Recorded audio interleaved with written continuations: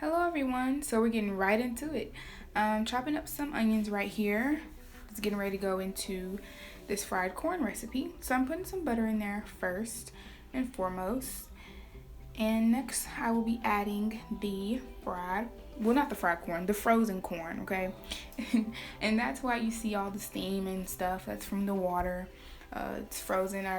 If you want to use frozen vegetables and not worry about that, then warm them up in the microwave first and then put it in your skillet if you want to do that, to like avoid all of the steam and all that. So anyway, I'm adding it, I'm mixing it around. It's frozen, so it's gonna take a little bit of time to thaw out and cook and stuff. So there I go with that. So looks like I'm getting ready to add the seasonings in. So the seasoning that I absolutely love, and that one I'm getting ready to add right there, that is krill seasoning. It's a mix of spices and I believe salt is in there, a mix of spices and salt. So I'm just mixing that around in there. Now you do not have to add the krill seasoning if you do not like anything super hot. I just add that for like another element of spice to it. I'm adding black pepper there. I do think black pepper makes the dish better, but if you don't like pepper, of course you don't have to add that. And I'm getting ready to add the chunk of onions that I cut up earlier that you guys saw. I just think onions make every dish better. That's just me. I just like onions.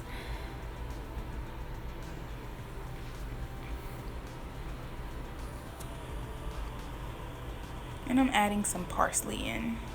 You can use fresh parsley, totally up to you. You can also use fresh corn or canned corn, totally up to you. I just prefer to keep frozen vegetables and things like that. I'm adding some more seasoning. Next, right here is I'm adding flour. Flour is what makes this dish unique. This is the way my grandma taught me how to do it. I don't know how other people do fried corn, but I add flour, and flour, what it's gonna do, it's gonna almost make like little, it adds crisp to the corn. That's how I could describe it. It can sometimes coat the corn and add like little crisp to it, and then with the seasoning and the butter and all that, it's a wonderful flavor. Really, it adds to the corn. It adds a texture. That's how we can describe it. A crispy texture, especially if you let your corn fry all the way.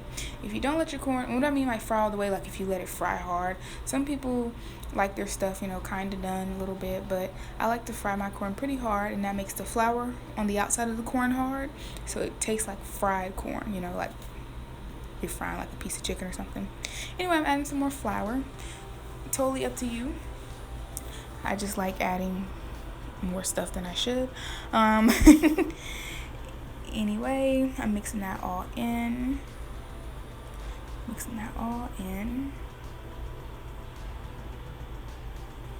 And so from right here, I'm just going to continue to let the corn cook.